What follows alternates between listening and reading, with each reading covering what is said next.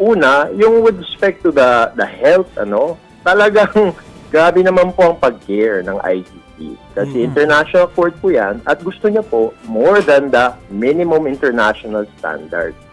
Ikalawa po, kung anumang picture pong kumakalat sa social media, most probably fake po yan.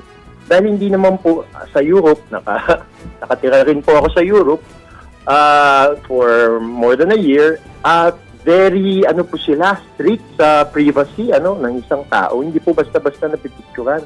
Lalo na po yung isang ICC detainee. Kaya hindi po yan basta-basta napipicturan ng isang ICC detainee because of privacy. At siguro, dagdagan ko na lang ng tatlong punto, alam niyo po, ang kinonsider lang talaga, yung meron ba siyang cognitive ability na maintindihan kung ano man pong magiging proceedings sa confirmation of charges o sa pre-trial proceedings.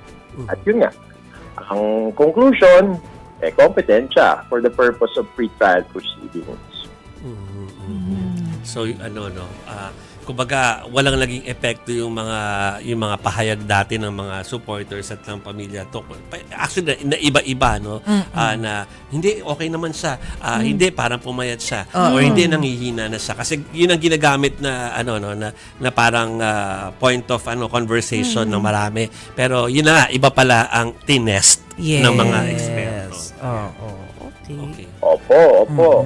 Kasi mga experts dito sa cognitive psychology, sa geriatric medicine, at cognitive psychology. Kaya alam po nila paano suwayin.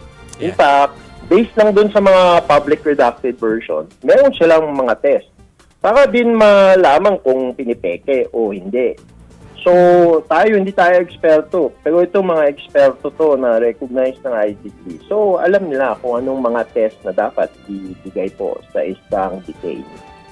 So, most likely po, sa tingin po ba ninyo ay talagang magiging desisyon na rin to na fit na to stand trial si dating Pangulong Duterte? I think po, based lang doon sa mga publicly redacted observations, kasi gusto ko yung dagdagan na sa jurisprudence ng ICC, meron pong mga akusado or mga detainees na china-challenge din yung fitness to stand trial nila. Pero wala pa pong kinatigan yung chambers po ng ICC.